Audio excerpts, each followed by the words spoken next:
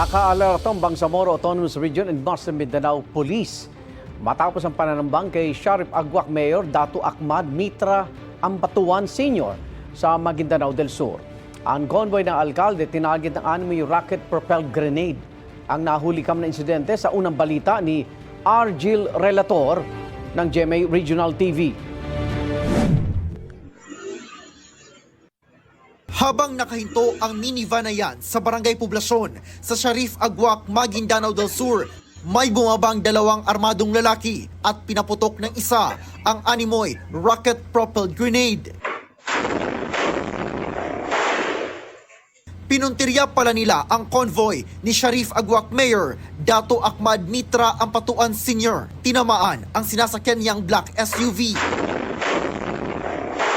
Nakaabante pa ang SUV at nagkaputukan.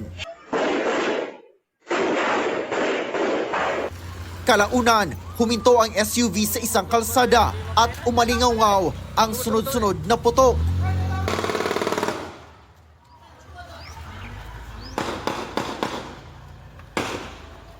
Inambos.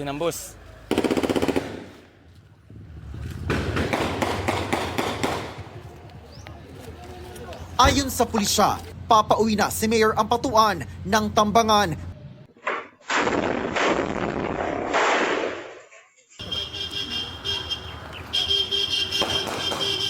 Hindi nasaktan ang alkalde, pero tinamaan ng bala sa tiyan ang dalawang kasama niya sa convoy.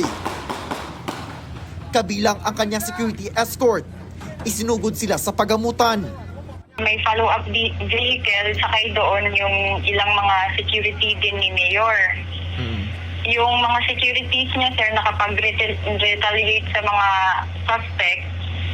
But dalawa sa securities niya ay wounded din. Both ay may tama sa left side ng abdomen. Tumakas ang mga suspect sakay ng minivan. Sa hot pursuit operation, 3 suspect ang napatay sa bayan ng Dato Unsay. Iniimbestigahan pa ang motibo sa pananambang habang nakaalerto ang buong pwersa ng PNP BARM.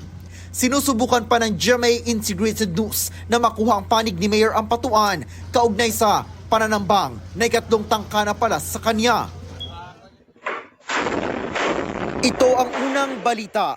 Argil Relator ng GMA Regional TV para sa GMA Integrated News.